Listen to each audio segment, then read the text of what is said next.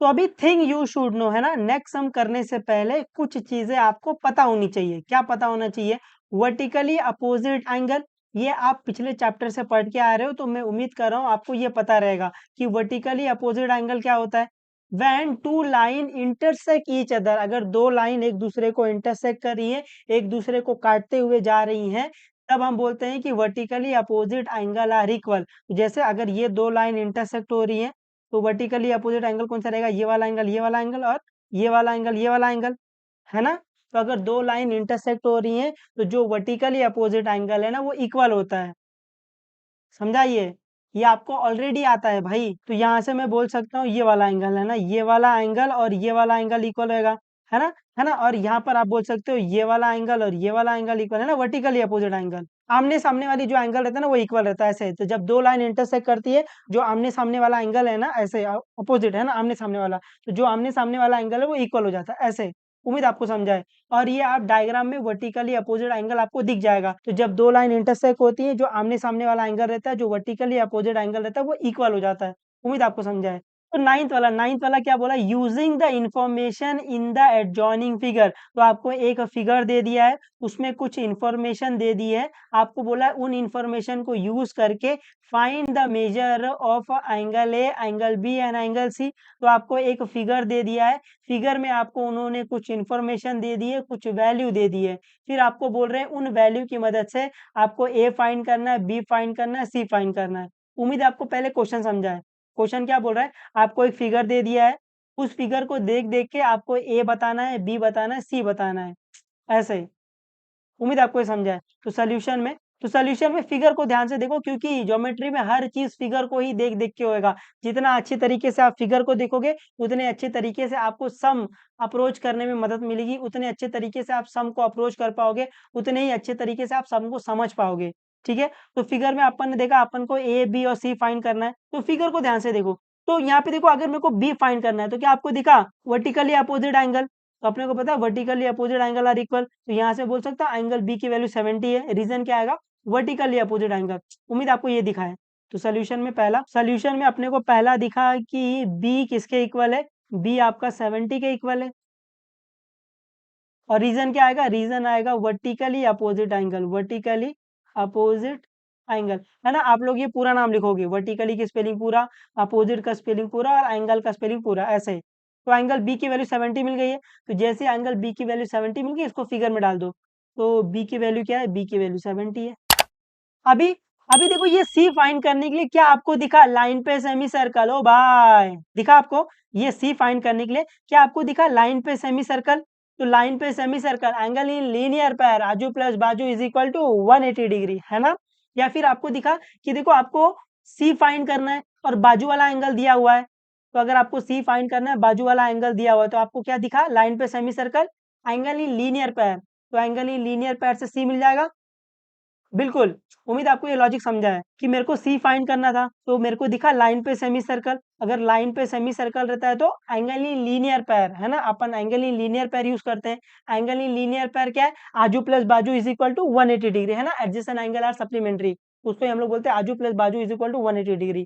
तो यहाँ पर अपन एंगल इन लीनियर पैर लगाएंगे, आपको सी मिल जाएगा। उम्मीद आपको ये लॉजिक समझा है। दिख जाएगा फिगर में आपको, है ना। फिगर में आपको ये चीजें दिखनी चाहिए, इसलिए ये चीजें पढ़ाई हुई है। जैसे आपको लाइन पे सेमी सर्कल दिखा, आपको एंगल इन लीनियर पैर के बारे में सोचना है। एंगल इन लीनियर पैर क्या है? आजू प्लस बाजू इज इक्वल टू 180 डिग्री।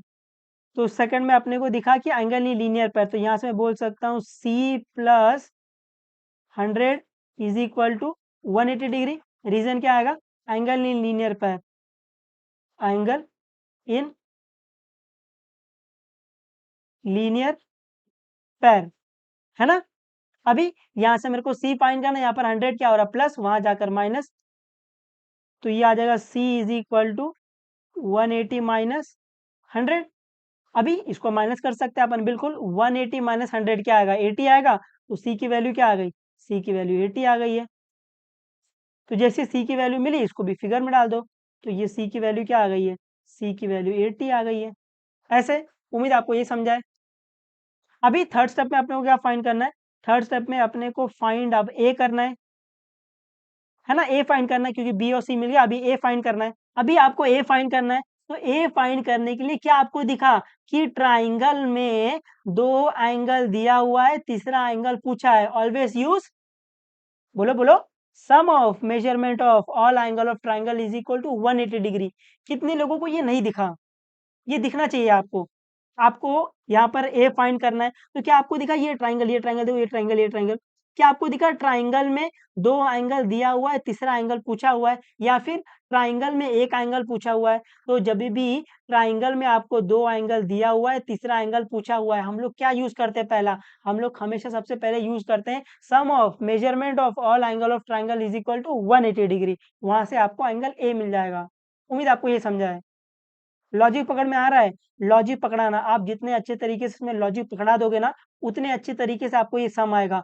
और आपने एक बार इस सम को लॉजिक बैठा-बैठा के आप करने लगे ना, आपको ये बिल्कुल हार्ड नहीं लगेगा, क्योंकि फिर आप रट्टा नहीं मार रहे हो, आप कोई चीज़ याद नहीं कर रहे हो, आप सिर्फ कॉन्सेप्ट याद कर रहे हो और उसमें अप्लाई कर रहे हो। तो जब आप ये दूसरी बार सम देखोगे ना, आपका दिमाग बोलेगा अच्छा यहाँ पर ये लॉजिक यूज़ करना है, यहाँ पे वर्टिकली अपोजिट एंगल दिख गया, यहाँ पे लाइन पे सेमी सर्कल दिख गया, तो एंगल लीनियर पे रहेगा भाई। फिर अभी ए फाइंड करना है, तो मेरे को दिखा ट्राइंगल में 2 एंगल दिया हुआ है, तीसरा एंगल पूछा हुआ है। Always use sum of measurement of all angle of triangle is equal to 180 degree. ऐसे लॉजिक बैठेगा तो आपका दिमाग भी शांत रहेगा और आपको चीजें बेहतर तरीके से आएंगी।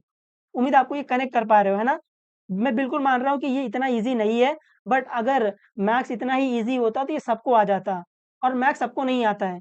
आपने देखा भी रहेगा, आपके स्कूल में अगर 100 बच्चे हैं, तो हार्डली 10-20 को ही मैथ्स आ रहा है, बाकी सबके तोते उड़े हुए हैं, है ना? तो अगर आप ये चाहते हो आपको मैथ्स आए, तो आप लॉजिक बैठा-बैठा के करना। उम्मीद है मैं आपको ये लॉजिक समझा पा रहा हूँ, और आप ये समझ पा रहे हो कि ऐसे ऊपर से जा रहा है, टक, टक, टक, टक, टक। है ना? ऐसे बाउंसर नहीं जाना चाहिए। आप थोड़ी कोशिश करो, आपको आ जाएगा। तो यहाँ पर मेरे को ए फाइंड करना था, मेरे को दिखा ट्राइंगल में 2 एंगल की वैल्यू दी हुई है, तीसरा एंगल पूछा हुआ है। Always use sum of measurement of all angle of triangle is equal to 180 degree. तो थर्ड में अपने को ए फाइंड करना था, अपने को दिखा sum of measurement of all angle of triangle is equal to 180 degree. तो क्या आएगा ये?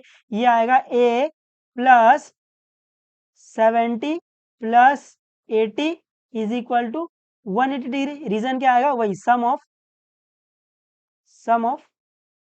Major of major of all angle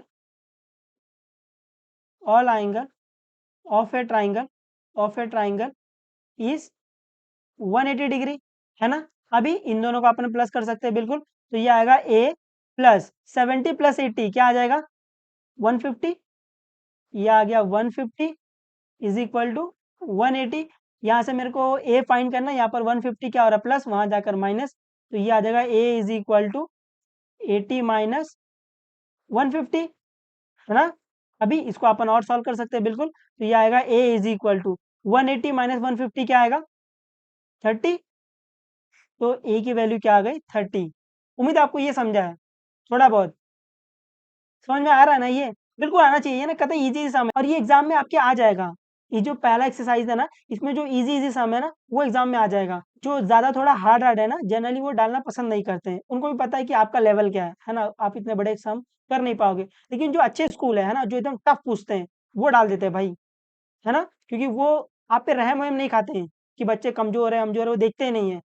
they were like कि अगर हम लोग अच्छे साउंड डालेंगे, तो बच्चे अच्छे तरीके से प्रैक्टिस करेंगे। अगर वो अच्छे तरीके से प्रैक्टिस नहीं करेंगे, अच्छे तरीके से सम को नहीं समझेंगे, तो वो सम कर ही नहीं पाएंगे। तो वो आपको इस तरीके से ट्रेन करना चाह रहे हैं ताकि आप अच्छे अच्छे सम करो। ठीक है? तो आपको पढ़ के सब जाना है। उम्मीद है मैं आपको ये लॉजिक समझा पा रहा हूँ, और आप ये लॉजिक समझ पा रहे हो। तो पढ़ते रहो, जो भी डाउट रहेगा बेझिझक पूछ लेना, बता देंगे, कोई दिक्कत नहीं है। चलो बाय बाय, टेक केयर और मचाते रहो एकदम।